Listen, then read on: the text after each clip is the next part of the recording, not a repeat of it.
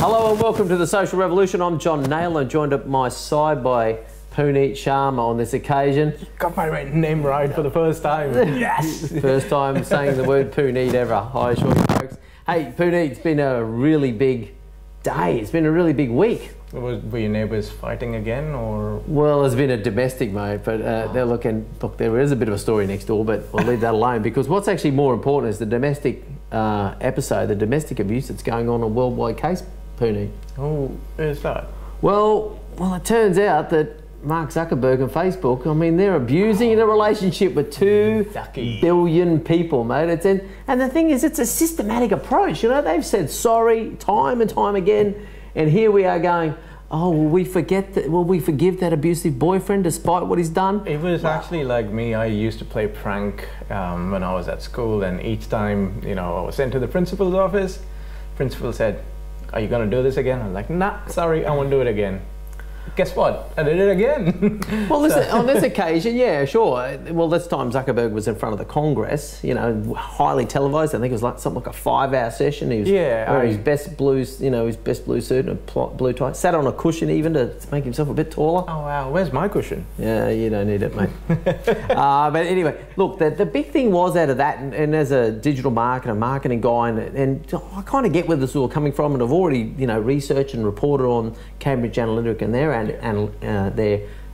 antics, let's call them. The really amazing thing that happened, I think, as a turning point in the future of Facebook, and a bit of a saviour for the world type thing, is the fact that, you know, for the first time ever, I think Zuckerberg articulated, said, and that they were willing to take responsibility. Yeah, I heard that part, because he apologized and said that as long as Facebook is under his command, they won't repeat the same sort of mistake, which is, you know, pretty good for him taking responsibility and showing his leadership skills. Yeah, well, that's the thing. See, Facebook has classically said, and they've been quoted in media a number of times over the years, since 2004 they've been around, and as they've started to get into trouble about various things and behaviours and that sort of thing, and in this case it's a bit of a massive data leak that's disclosed personal details about a lot of people into the hands of goodness knows who. Yeah. You know, millions and millions of people, known by name and their behaviours by a third party, and then they've sold on that information. I mean, that's a big breach of trust. And I don't know if something's going to make you leave your boyfriend or girlfriend. No, that probably scales. Yeah. Yeah, absolutely. It's just I try and find humour in everything, and I know that. I've seen that. But yeah, this is actually a serious issue, and yeah, there's nothing. It's no laughing matter. Definitely, there has to be some sort of plans put in place so the thing doesn't repeat again. And I don't want people to know stuff that I don't want them to know. I understand it's, you know, a part of me that, you know, the information that I disclose would be made available. You know, it's like Murphy's Law. What, you know, can go wrong will go wrong. So well, people are willing to exploit and look for like the chinks in the arm and the ways to exploit systems for financial rather gain type thing. And it's kind of like we're in this time where we're sort of learning to walk. You know, social media is such a new thing. 2004, Facebook turned up, and before that, there really wasn't very little social media. MySpace. What? You know, it's 2 syllables. That's about all it had going for it, honestly. But anyway, look, we're sort of learning to walk in this space and coming to appreciate the power that's laid in front of us. And kind of as I explained to people, I remember one time recently where someone said to me, "Oh, I can't wait till we've got mental telepathy." And I've gone, no, but we got WhatsApp, Facebook, text message. I mean, those platforms and social media messaging systems are mental telepathy. You know, the ability to share your message with someone across the planet, you know, individually. You can share your message with your friends collectively with a Facebook post, or depending on whether you blog or the way you post to Facebook, it's a communication to the entire world. Absolutely. You know, without the headache. That's the best part of telepathy, you know. What's, you know, you tell me I can drive a car, but I can't just play music in the car?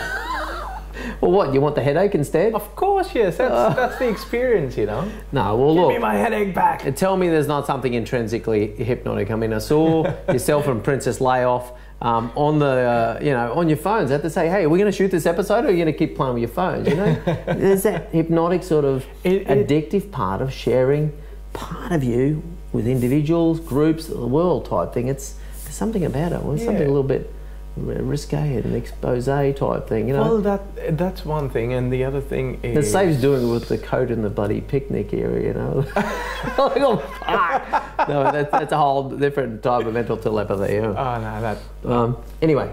Yeah, I've actually lost my trail now. Sorry. It doesn't happen that often, but no. Yeah. Well, obviously it was a disturbing thought for it. No, but there's an interesting that happened. It was actually in the Congress, and you know, in front of the headmaster, as Zuckerberg was. You know, the whole, you know, two separate parts of Congress all wanted a piece of him. But actually, it was nice that Dickie Durbin, Dickie Durbin, the Democrat. You know. Oh wow, triple D's. He jumped in and he's gone. You know, he's got Zuckerberg and he's got his 5 minutes to get his message across. He opened with like. So, you know, Mr. Zuckerberg, would you care to share with us the name of the hotel you stayed in last night? And like, he was like a deer caught in it was like headlights. Sort of like, well, no, you know, it was actually quite mirthful, you know. And then he's backed up that question, was like, well, how about would you care to tell us the list of people you spoke to over the past 5 days? He's go, well, no. He said, well, that's kind of the point, you know. But apart from that section, or rather that part of the whole 5-hour set, if I have to call it, everything else, I don't know if it's just me, I found everything so robotic, and it wasn't. Oh yeah.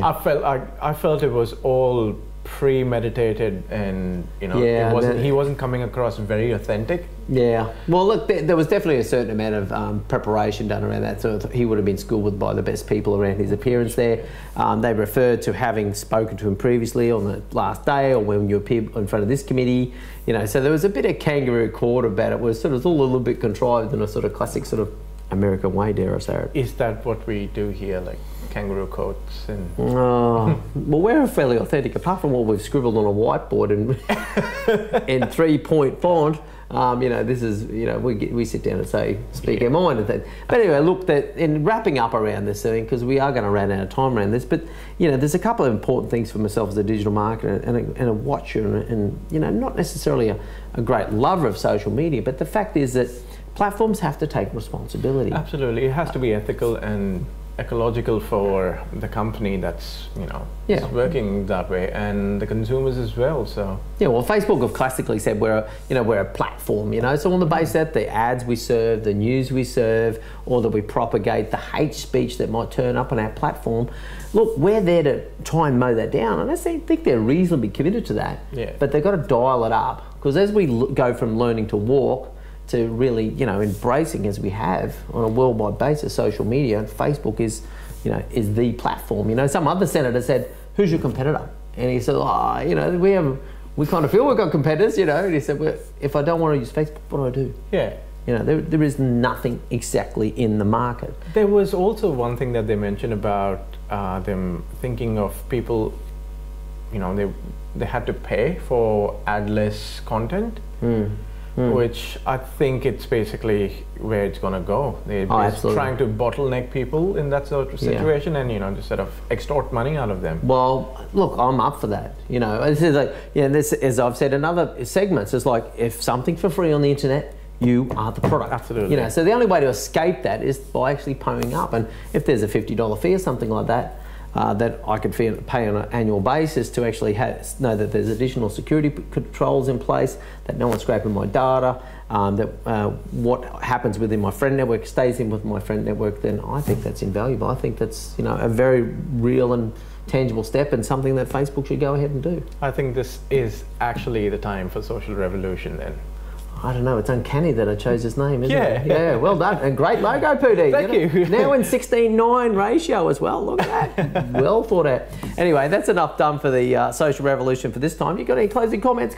Well, we'd be doing a video very soon. I want people to ask me any questions regarding branding and, you know, just design, and I'll be more than happy to answer them to you. So. Oh, okay. Yeah. Well, let's just have some fun around with that. Space. All right, let's do that. Anyway, that's another episode done of the Social Revolution. Thank you very much for coming on the show, Puneet. Pleasure. We're done for now.